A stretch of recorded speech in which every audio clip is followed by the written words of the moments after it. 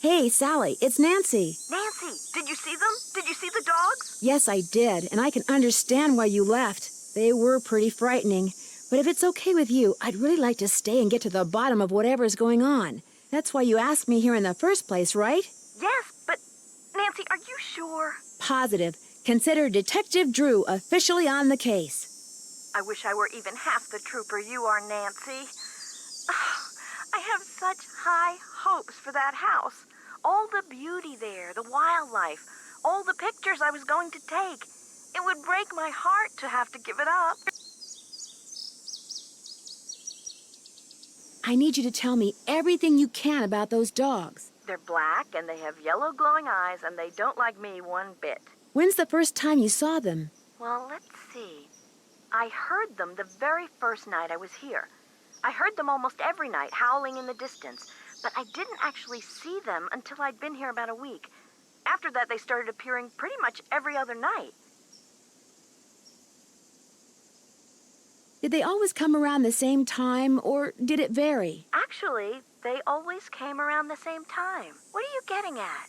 These attacks seem to involve a lot of choreography, which reinforces my theory that you're not being randomly attacked by a pack of wild dogs, but by dogs who've been trained by someone determined to scare you out of your house at Moon Lake. Who would want to do that? My closest neighbor lives 2 miles away. My property is surrounded by the state park, but it's off-season, so hardly anybody is in the park.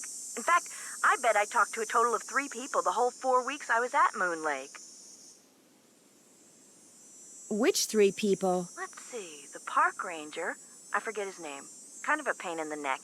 Emily Griffin, she's the one who owns that store I told you about. And I ran into this bird watcher a couple of times. Had a funny name. Red Knot. I've run into him, too. Other than people I may have nodded hello to while getting gas or something, I swear those are the only people I've talked to at Moon Lake.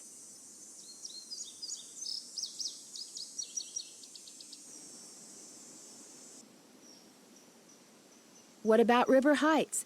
Can you think of anyone there who'd want you to sell your house at Moon Lake and move back to River Heights? You mean like an angry ex-boyfriend or something? Nope, I sure can't.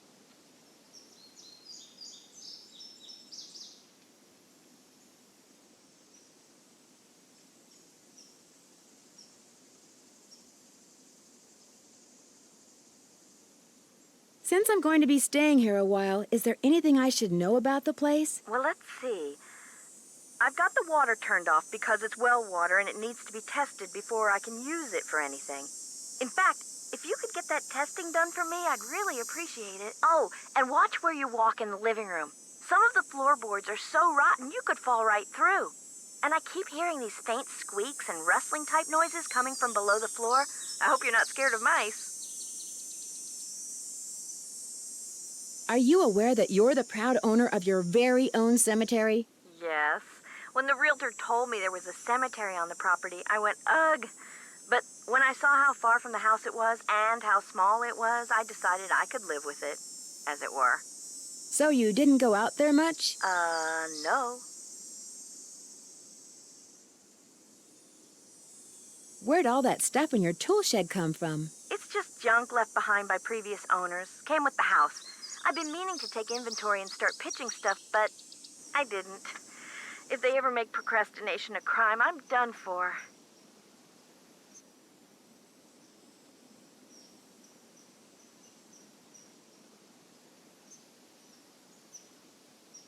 I'm afraid I have some bad news. I had your well water tested, and according to the health department, it contains a very high level of arsenic. Arsenic?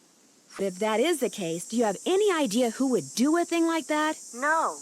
And it doesn't matter. I love that house, and I am going to live in it. If that well's bad, I'll just dig another one. At least I will when I know for sure why bad things keep happening there. You are going to figure that out, right, Nancy? You bet I am. I knew I could count on you. That Emily Griffin is quite a character. How well do you know her? I feel like I've known her all my life. She's so open and friendly. She likes to make it sound as if Moon Lake used to be a major hangout for criminals and degenerates, which isn't really true and irks some people around here no end. But I figure she's just trying to make a buck. I'm curious. Why did you characterize the park ranger as a pain in the neck? I left part of a ham sandwich on a picnic table once. Big mistake. From the way he carried on, you'd think I just made the FBI's 10 most wanted list. I don't think he likes me. Emily says it's because I wrecked his dream of becoming Super Ranger or something when I bought the Malone house instead of the Parks Department.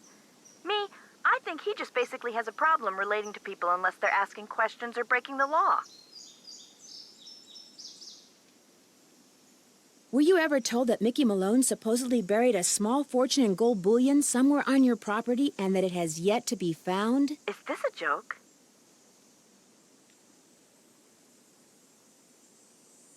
Malone supposedly stole a bunch of gold bars off a train and buried them at Moon Lake. You never heard about that? No. Could it be true? Well, if somebody thinks it's true, that may be the reason they're trying to frighten you off your property. How did you hear about it? I found the journal of a man named William Akers in a safe in your cellar. He was one of Malone's closest associates. Ever hear of him?